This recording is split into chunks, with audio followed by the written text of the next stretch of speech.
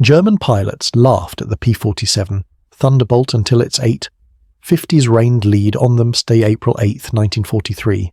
First contact 27,000 feet above Caen, France. Through the crystal-clear canopy of his Focke-Wulf 190A5, Lieutenant Ralph Hermioen couldn't hide his smirk. The veteran ace from Fighter Wing 26 watched the awkward silhouettes climbing slowly toward his formation. "The armies have sent us flying milk bottles," he radioed to his wingman, laughing at the sight of the massive Republic P-47 Thunderbolts struggling for altitude. Below them, 16 P-47C Thunderbolts from the 4th Fighter Group climbed upward in tight formation. Their 2,000 horsepower Pratt & Whitney, R2800 double Wasp engines strained against their 7-ton weight. To German pilots used to sleek Spitfires and nimble Soviet fighters, these bulky American machines looked almost comical. Barrel-shaped bodies topped with greenhouse-style canopies, wings that seemed too small for their massive frames, and propellers that dwarfed anything in the Luftwaffe inventory.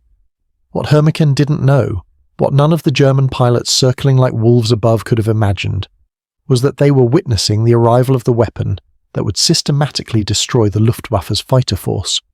Within 18 months, these flying milk bottles would transform from objects of mockery into instruments of terror.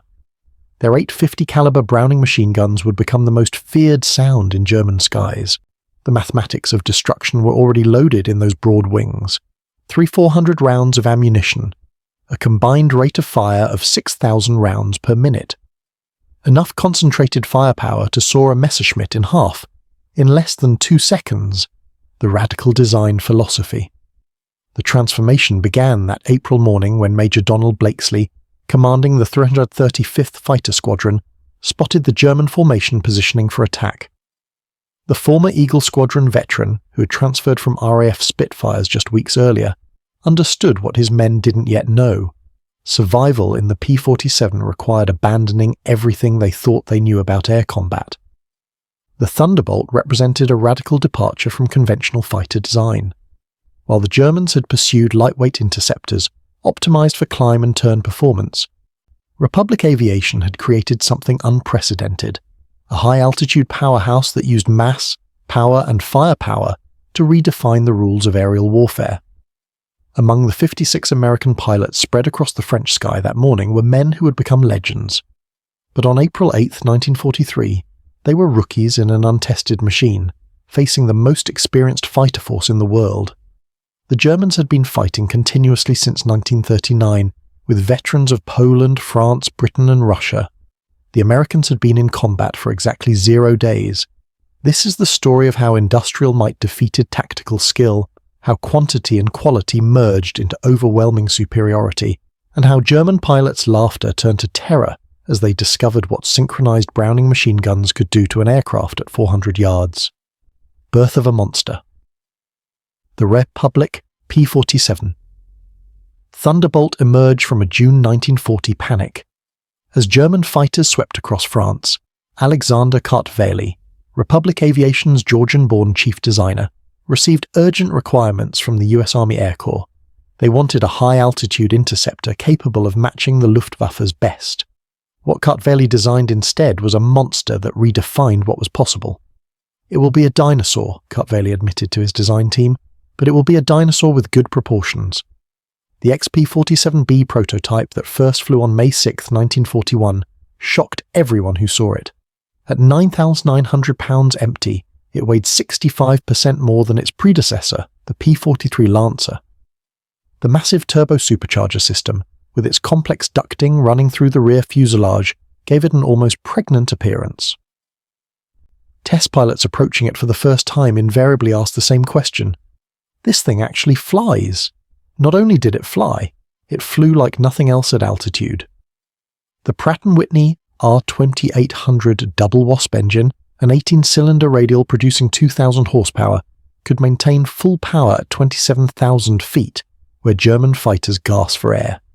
The turbo-supercharger, fed by exhaust gases, delivered sea-level performance in the stratosphere where the air was too thin for conventional superchargers. Deadly training period. Major Hubert Hub Zemke, commanding the 56th Fighter Group training at Bridgeport, Connecticut, initially despised the aircraft. His unit lost 18 pilots and 41 aircraft in training accidents between September 1942 and January 1943. The P-47 killed more Americans in training than Germans would in the first months of combat.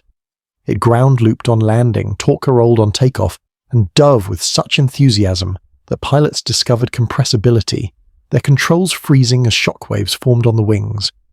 But those who mastered it discovered something extraordinary. Lieutenant Robert Johnson, a farm boy from Oklahoma, who would become one of America's top aces with 27 victories, described his first flight. It was like strapping yourself to a locomotive. The power was unbelievable. You didn't fly it, you aimed it. Early combat, German confidence. The first combat encounters in April and May 1943 confirmed every German prejudice. The P-47s couldn't turn with the Focke-Wulf 190s, couldn't climb with the Messerschmitt 109s, couldn't match their nimble handling at medium altitudes. Luftwaffe pilots quickly developed tactics to exploit these weaknesses, attacking from below where the heavy Thunderbolts struggled, forcing turning fights where agility mattered more than firepower. Lieutenant Colonel Joseph Pips Priller, commanding officer of Fighter Wing 26, reported to headquarters after his first encounter. The new American fighter is meat for the slaughter. It flies like a truck, turns like a freight train, and climbs like a pregnant cow. Our boys are calling them Indiana, fat targets pretending to be warriors. The statistics seem to confirm German confidence. In their first month of operations, the American fighter groups lost 14 Thunderbolts for only 3 confirmed German kills. The RAF, observing from their Spitfire squadrons, quietly suggested the Americans might reconsider their choice. British pilots joked that the best evasive maneuver in a P-47 was to unstrap and run around the roomy cockpit. The hidden strength. But something strange was happening in those early encounters that German intelligence failed to notice. The P-47s that were shot down had absorbed incredible punishment before falling. One aircraft returned from a May 4th mission with 21 cannon holes and over 100 machine gun strikes, damage that would have disintegrated a Messerschmitt or Spitfire. The massive radial engine, lacking vulnerable coolant systems, shrugged off hits that would have stopped a liquid-cooled fighter cold. More significantly, when P-47s did get their guns on target, the results were catastrophic. The Thunderbolt's weapons battery created a zone of destruction that German pilots had never experienced. Unlike the rifle-caliber weapons of early warfighters, or cannons with limited ammunition, the American fighter could maintain sustained fire for over 30 seconds, an eternity in aerial combat. Robert Johnson's legendary survival. The event that would begin changing German perceptions occurred on June 26, 1943, over Le Havre, France. It involved Second Lieutenant Robert S. Johnson of the 61st Fighter Squadron, and an encounter that would become legendary on both sides of the conflict. Johnson's formation of 48 P-47s was returning from escort duty when they were attacked by 16 Focke-Wulf 190s from Fighter Wing 26, led by Lieutenant Wilhelm Ferdinand Galland, younger brother of the famous Adolf Galland. The Germans executed a perfect attack, diving from the sun with overwhelming speed advantage. Johnson's Thunderbolt, flying at the rear of the formation, was caught in the crossfire of multiple attackers, taking catastrophic damage in the first seconds of combat. 20mm cannon shells exploded across his aircraft. The canopy shattered, hydraulic fluid sprayed into the cockpit. The engine cowling was torn away. Fire erupted behind the instrument panel. Johnson, wounded in the nose and leg by shrapnel, tried to bail out but discovered the canopy was jammed. A 20mm shell had exploded in the canopy track, welding it shut. He was trapped in a dying aircraft at 27,000 feet. What happened next defied every assumption about combat damage tolerance. Despite having no forward visibility through the oil-covered windscreen, a barely functioning engine that shook violently, and controls that responded only occasionally, Johnson managed to level the aircraft and point it toward England. The P-47 continued flying with damage that would have reduced any other fighter to falling debris, face to face with death. Then it got worse. A lone Focke-Wulf 190, flown by an unknown pilot from Fighter Wing 26, discovered the crippled Thunderbolt limping toward the English Channel at less than 170mm bastard. What followed was one of the most extraordinary encounters in aerial warfare history. The German pilot positioned himself behind Johnson's P-47 and opened fire with his 4 20mm cannons and 2 13mm machine guns. Johnson, unable to evade, could only huddle behind his armor plate and pray. The Thunderbolt absorbed the entire cannon ammunition load. Then the German repositioned and fired again, this time with only his machine guns, the cannon ammunition exhausted. The German pilot pulled alongside, staring in disbelief at the flying wreck. Johnson could see his face clearly, young, blonde, his expression shifting from confidence to confusion to something approaching fear. The German repositioned and emptied his remaining machine gun ammunition into the Thunderbolt. Still, it flew. He pulled alongside again, shook his head in apparent amazement, gave an informal salute, and peeled away, presumably out of ammunition.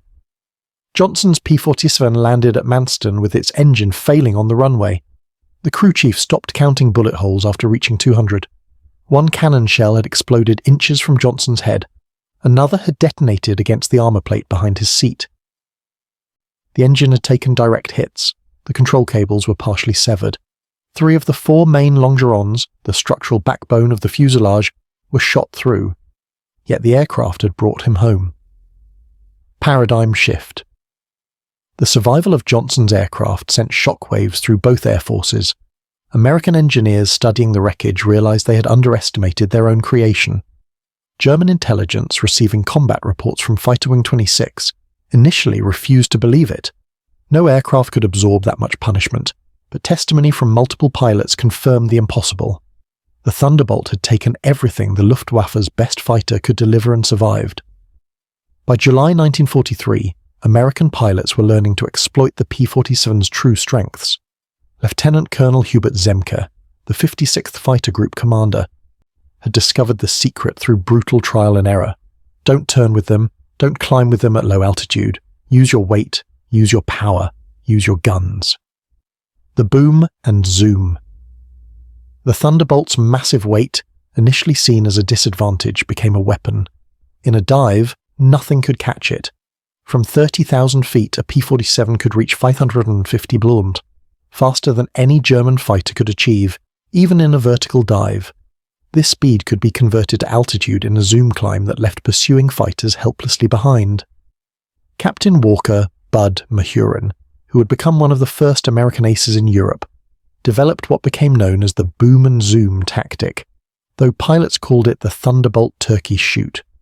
Instead of engaging in traditional dogfights, P-47 formations would climb to 30,000 feet, higher than German fighters could effectively operate. When Luftwaffe fighters appeared below, the Thunderbolts would roll inverted and dive, reaching speeds that made accurate defensive shooting impossible for the Germans. At the bottom of these dives, the American heavy machine guns would speak. German pilots who survived described it as facing a wall of lead, the combined firepower creating an impenetrable zone of destruction. Aircraft caught in this pattern didn't just fall, they disintegrated. August 17th, 1943, Schweinfurt-Regensburg. The true revelation of American firepower came during the August 17th, 1943, dual raid on Schweinfurt and Regensburg, the deepest penetration into Germany attempted to that date. This mission would demonstrate both the P-47's limitations, its range, even with drop tanks, and its terrifying effectiveness when employed properly. Major David Schilling, leading the 62nd Fighter Squadron, encountered a formation of Messerschmitt 110 destroyer aircraft positioning to attack B-17s with their heavy cannons and rocket armament. The twin-engine German fighters, heavily armed but less maneuverable, were the Luftwaffe's specialized bomber killers. Schilling's flight of 4 Thunderbolts rolled into their attack dive from 28,000 feet. Sergeant Heinrich Roth, a gunner in one of the Mi-110s who survived, later recounted in a POW interrogation, "The American fighters came down like hammers from heaven. I opened fire at 800 meters. Good hits. I saw them strike the fighter's wing. The P-47 didn't even wobble. Then he fired. The aircraft ahead of us simply came apart. Not shot down, destroyed. Wings separated from fuselage, tail severed, the crew compartment shredded into metal confetti. In 2 seconds, a 110 became nothing. 8 Messerschmitt 110s were destroyed in less than a minute. The German pilots had never experienced such concentrated firepower, the killing zone. Each P-47 carried 425 rounds per gun, 3,400 rounds total, weighing nearly 900 pounds. At convergence distance typically set at 300 yards, all 8 guns' ballistic paths intersected in a zone roughly 6 feet in diameter. Anything in that zone faced 100 projectiles per second, each travelling at 900 feet per second. The ammunition itself was a revelation of American industrial capacity. While German fighters struggled with limited cannon ammunition, typically 120 to 200 rounds for a 20mm weapon, American pilots could maintain fire for over half a minute. The standard combat load mixed armour-piercing incendiary, armour-piercing incendiary tracer, and standard ball ammunition in patterns designed to both destroy and ignite. Lieutenant Colonel Francis Gabby Gabreski, who would become the top American ace in Europe with 28 victories, described the effect. When you hit them with all 8, they don't just go down, they explode. I saw a 109 literally cut in half, the tail falling one way, the nose and wings another. The pilot never knew what hit him. High-altitude dominance. By September 1943, the Luftwaffe was discovering another horrifying reality about the P-47.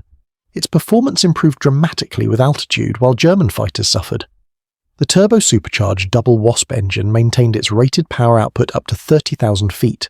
German fighters, relying on single-stage or two-stage mechanical superchargers, saw their performance degrade significantly above 25,000 feet. Lieutenant Hans Philipp, one of Germany's most successful aces with 206 victories, encountered this reality fatally on October 8, 1943. Leading Fighter Wing 1 against a B-17 formation at 28,000 feet over Bremen, Philipp found his Focke-Wulf 190 A6 sluggish and unresponsive in the thin air. The BMW 801 engine, powerful at medium altitudes, was gasping for oxygen nearly 6 miles above the Earth. When P-47s of the 56th Fighter Group dove on his formation from 32,000 feet, the German fighters were sitting ducks. Robert Johnson, now an experienced combat pilot on his way to ace status, was flying at 31,000 feet when he spotted Philipp's distinctive Focke-Wulf with its elaborate nose art. Johnson's combat report was clinical. Opened fire at 300 yards, 30-degree deflection, observed strikes along entire fuselage, enemy aircraft exploded, no parachute observed. Philipp's death sent shockwaves through the Luftwaffe. If one of their best, a man who had survived over 500 combat missions on both eastern and western fronts, couldn't survive against the Thunderbolts, what chance did average pilots have? German assessment, November 1943. The German High Command ordered an immediate investigation into the P-47's capabilities. The report delivered to Reich Marshal Hermann Göring in November 1943 was sobering. The Thunderbolt's service ceiling exceeded 42,000 feet, higher than any German fighter could reach. Its dive speed approached the sound barrier. Its armour included 3 just 8-inch steel plate behind the pilot, 1 2-inch bulletproof glass windscreen, and armoured deflection plates around the engine. Most disturbingly, its rugged construction allowed it to absorb damage that would destroy 3 conventional fighters and still return home the paddle blade revolution. In January 1944, a new variant of the P-47 began arriving in England that would complete the transformation from laughingstock to nightmare. The P-47 D-22 featured a Hamilton standard hydraulic propeller with paddle blades, 13 feet in diameter with broad chord blades that bit into the air like massive oars. The improvement in climb rate was immediate and dramatic. Where earlier Thunderbolts had climbed at an anemic 2,200 feet per minute at sea level, the paddle blade variants could achieve 3,000 feet per minute, matching or exceeding German fighters at most altitudes. The massive propeller also improved acceleration, allowing P-47s to build energy faster in level flight. Lieutenant Heinrich Knoke of Fighter Wing 11, a veteran with over 200 combat missions, encountered the new variants in February 1944 during a bomber interception near Hanover. He wrote in his combat diary, "The fat American fighters have learned to climb. We bounced a formation near Hanover, expecting our usual advantage. They turned into us and climbed with us. When we tried to disengage, they followed us up to 30,000 feet. Schmitt was caught and blown apart. Nothing left but smoke and fragments. These are not the same machines we laughed at last year." The paddle blade propeller did more than improve performance. It changed the sound of the Thunderbolt. The distinctive thundering roar created by the blade tips reaching near supersonic speeds could be heard from miles away. German ground troops reported being able to identify approaching P-47s by sound alone, a deep, threatening rumble that meant death from above. They began calling it Donnerschlag, thunderclap, deep penetration escort. By March 1944, P-47s equipped with external fuel tanks could escort bombers deep into Germany. The standard configuration carried two 108-gallon wing tanks or a 75-gallon belly tank, extending range to over 1,000 miles. With the paddle blade propeller providing improved performance even when loaded, Thunderbolts could fight on equal terms immediately after dropping tanks. The Luftwaffe's response was to concentrate on the bombers, hoping to inflict enough losses to stop the American daylight campaign. But this required flying through the P-47 escort screen, an increasingly suicidal proposition. German pilots developed a grudging respect that bordered on fear for the big American fighters.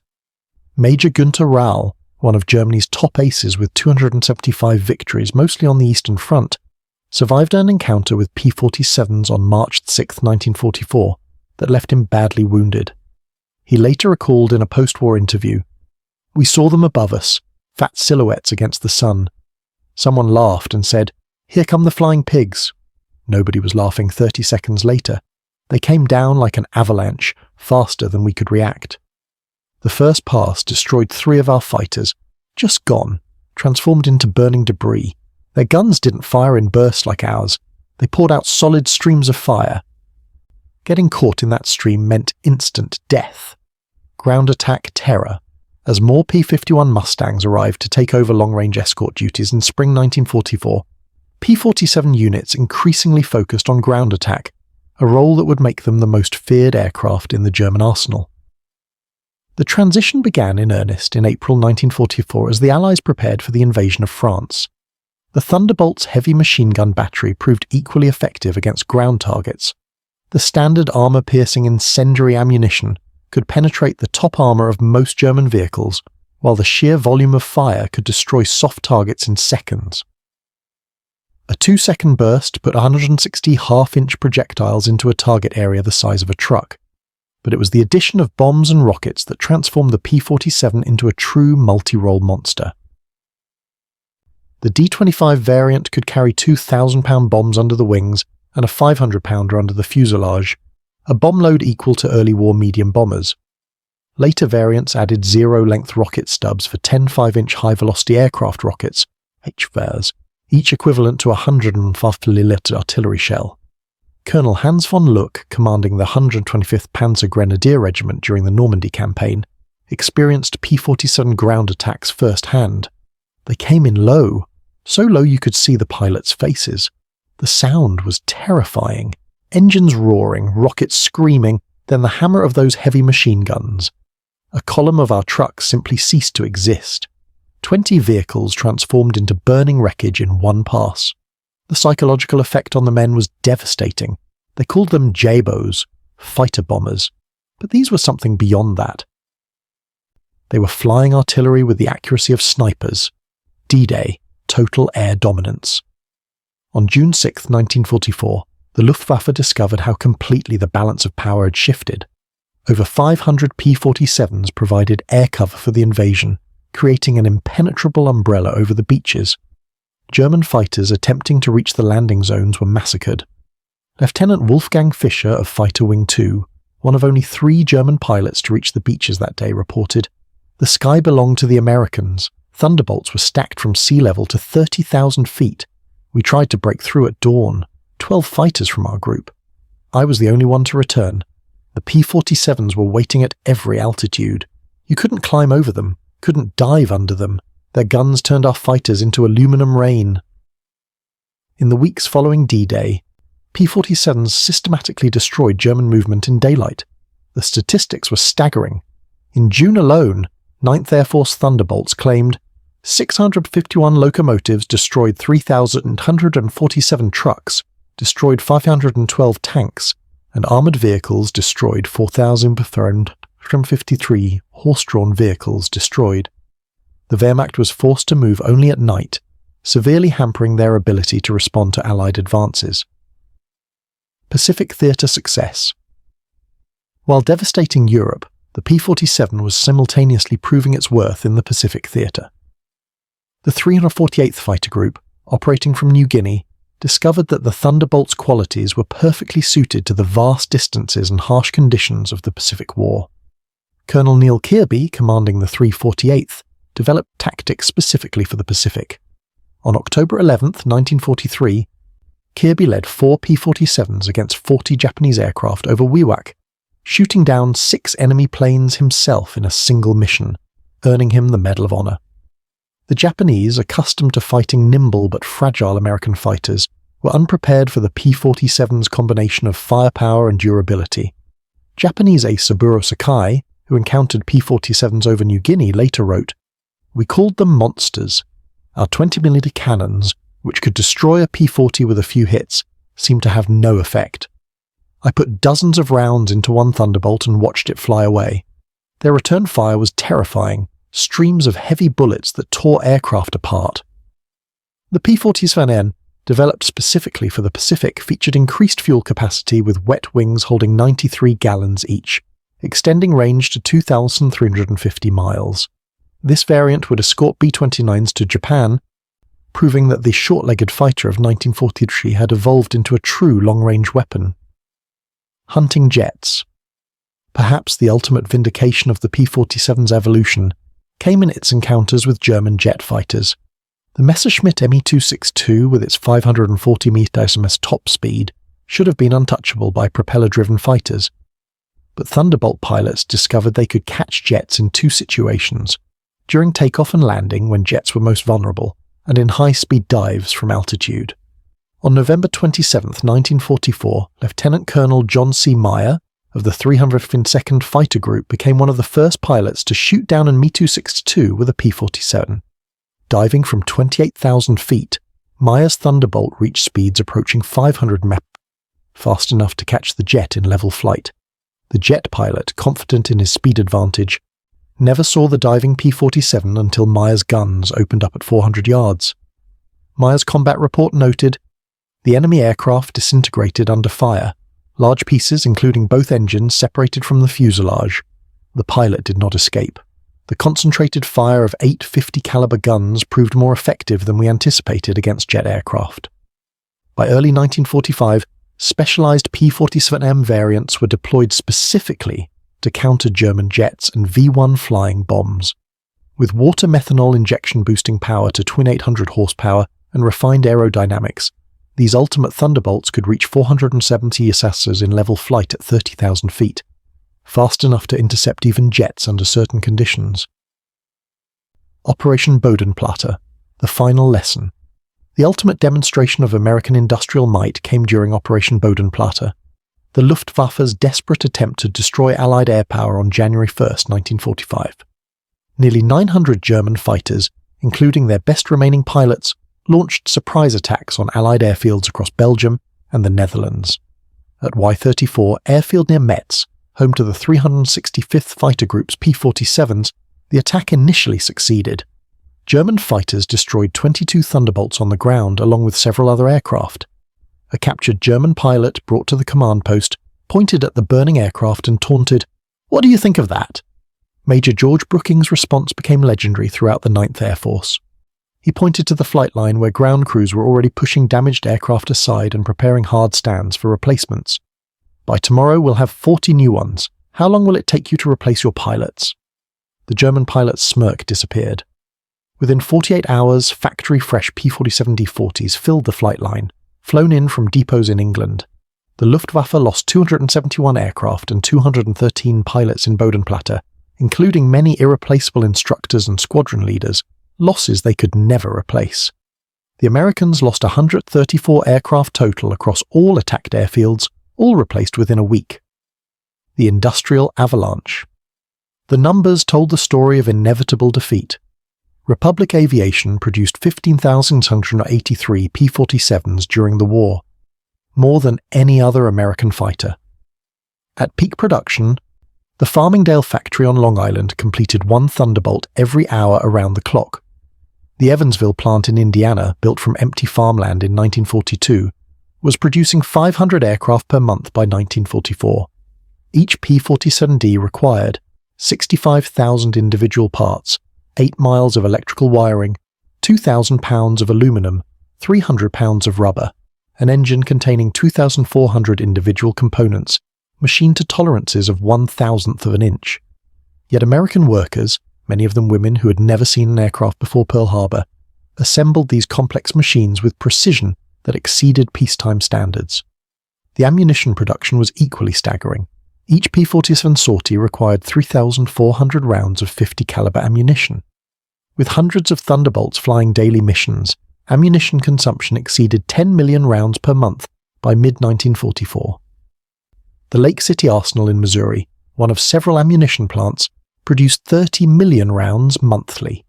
Each cartridge was manufactured to tolerances measured in 10,000ths of an inch, ensuring reliable feeding through the synchronized gun mechanisms. Pilot training advantage. Even more impressive than aircraft production was pilot training. By 1944, the United States was graduating 30,000 pilots annually from advanced training. More than Germany had trained in the entire war. Each P-47 pilot received a minimum of 400 hours of flight training before entering combat, including 100 hours in advanced fighters. German pilots, by contrast, were entering combat with less than 100 hours total time by war's end. The quality showed in combat. American pilots arrived in Europe trained in formation flying, instrument navigation, gunnery, and tactics. They had practiced against captured German aircraft, understanding their enemy's capabilities and limitations. They knew their aircraft systems intimately, having studied technical manuals that German pilots never received. Lieutenant Eugene Roberts, arriving in England in September 1944, exemplified the American training advantage. I had 420 hours in my logbook, including 75 hours in the P-47. I'd fired at towed targets, practiced deflection shooting, studied gun camera film from actual combat. My first mission, I knew exactly what to do. The German pilot I faced couldn't have had half my experience. It wasn't even a fair fight. Priller's confession, March 1945. In March 1945, Colonel Joseph Priller, the same pilot who had mocked the P-47s as pregnant cows 2 years earlier, was interviewed by German propaganda officials seeking to boost morale. His statement, deemed too demoralizing for publication, revealed the complete transformation in German attitudes. The Thunderbolt is the best fighter bomber ever built. Its firepower is unprecedented. Weapons that never jam, never overheat, never run out of ammunition in normal combat. It carries bombs like a medium bomber, fires rockets like artillery, and fights like a fighter when needed. But beyond the machine is what it represents: unlimited American production. They lose 10, they build 20. We lose 1, it's gone forever. Their pilots arrive better trained than our instructors. They have fuel for training, ammunition for practice, spare parts for everything. We have nothing but courage, and courage without resources is just delayed defeat. We laughed at them in 1943. We're not laughing now. When you hear those guns, you know death has come calling. The sound haunts us. Mechanical, precise, unstoppable. Like everything American, it's about overwhelming material superiority. They didn't beat us through better tactics or braver pilots. They buried us under an avalanche of steel and lead.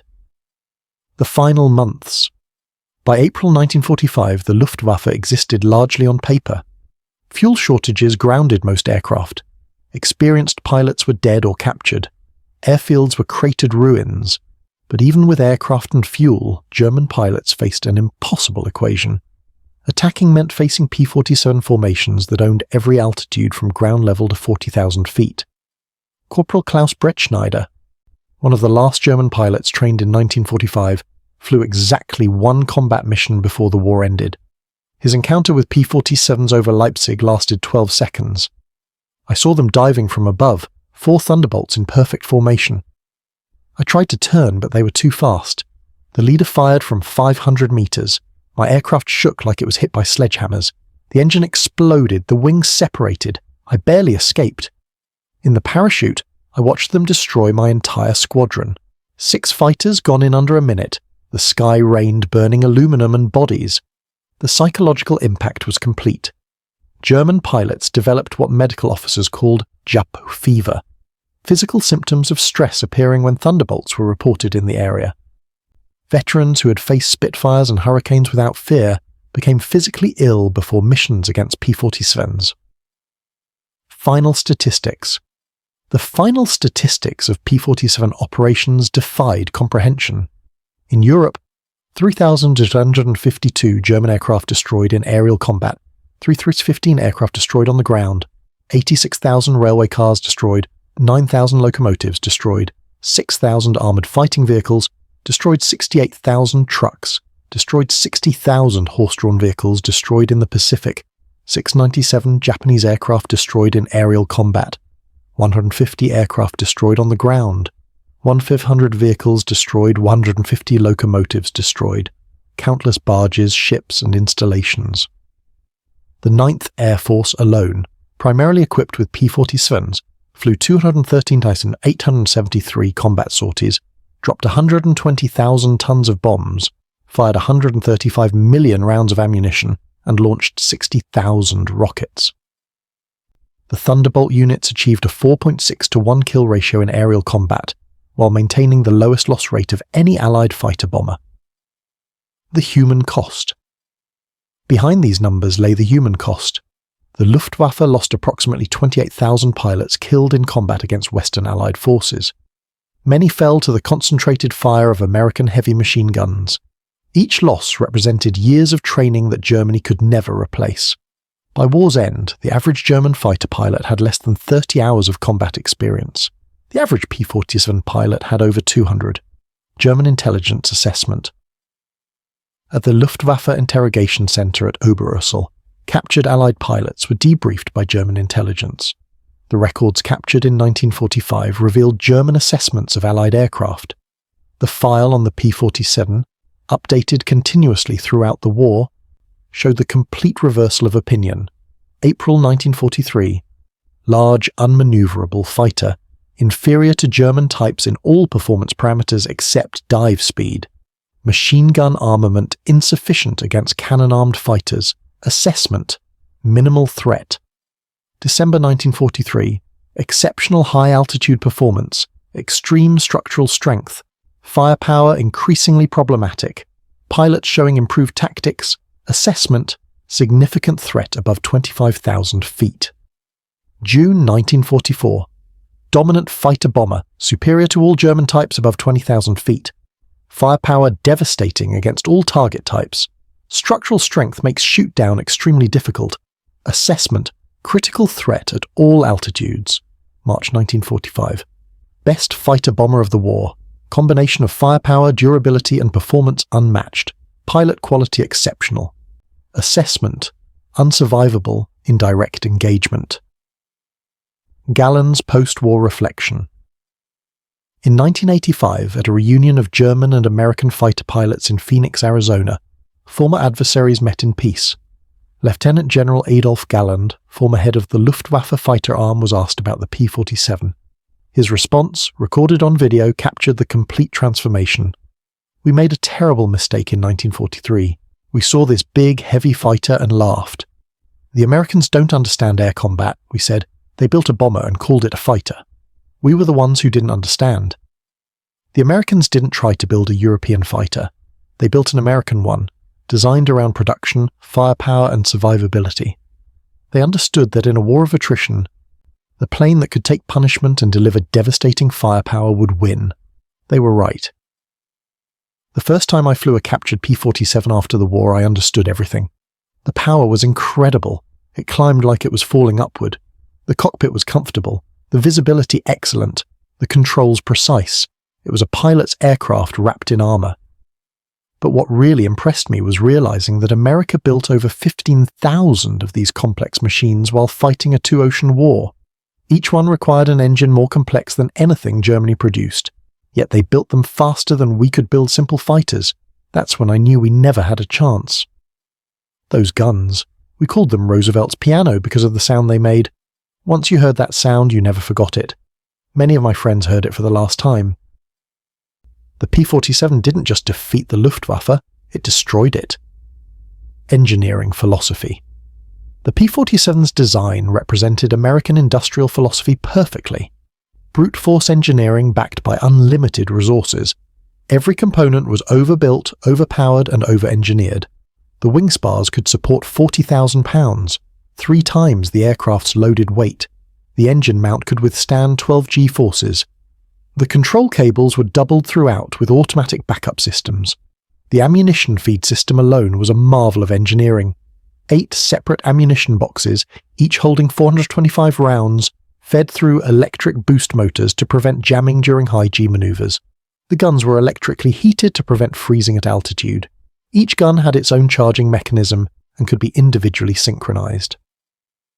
The convergence was adjustable from 150 to 400 yards, allowing pilots to optimize for their preferred engagement range. Debunking the numbers. Myth. Even after the war, some German veterans maintained that the P-47 won through quantity, not quality. That German fighters were technically superior but overwhelmed by numbers. The combat records tell a different story. In engagements where numbers were equal, P-47s consistently prevailed. The heavy machine gun armament, dismissed as inferior to cannons, proved more effective in actual combat. Analysis of gun camera footage revealed why. Cannons, while individually more destructive, required precise aim and had limited ammunition, typically 120 to 200 rounds total. The P-47's weapons created a probability cloud of bullets that guaranteed hits even with imperfect aim. At typical engagement ranges, a 2-second burst put at least 20 rounds into a fighter-sized target, enough to ensure destruction. The ammunition itself was superior.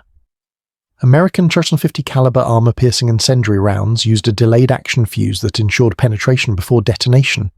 The incendiary compound burned at 3,000 degrees, hot enough to ignite aluminum structure.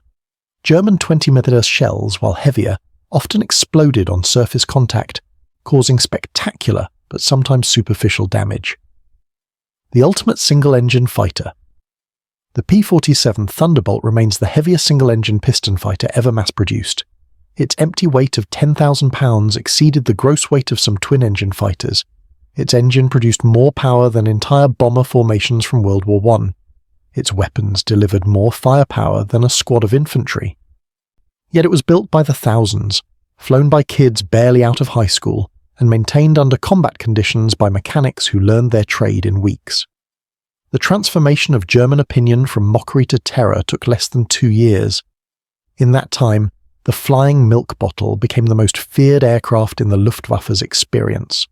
Veterans who had faced Spitfires, Hurricanes, and Soviet Yaks without flinching spoke of P-47s in hushed tones decades after the war. Museum Testament. At the United States Air Force Museum in Dayton, Ohio, a restored P-47D sits among other legendary fighters. Its placard lists specifications and battle honors, but the real story is told by a small display case containing spent .150 caliber shells and a strip of gun camera film showing a Focke-Wulf 190 disintegrating under fire. Below the display is a quote from an unnamed German pilot taken from a 1945 interrogation report. "We laughed when we first saw them. Fat, ugly American fighters that couldn't turn, couldn't climb, couldn't fight. We stopped laughing when we realized they didn't need to turn or climb. They just pointed those guns at you, and you ceased to exist. The laughter died with our comrades." Conclusion. The P-47. Thunderbolt entered combat as an object of mockery and ended the war as an instrument of destruction. In between, 8 synchronized Browning machine guns rewrote the rules of aerial warfare and buried the Luftwaffe under an avalanche of lead. German pilots had laughed at the ungainly American fighter in April 1943. By May 1945, there were no German pilots left to laugh. The thunder had spoken, and the sky belonged to America.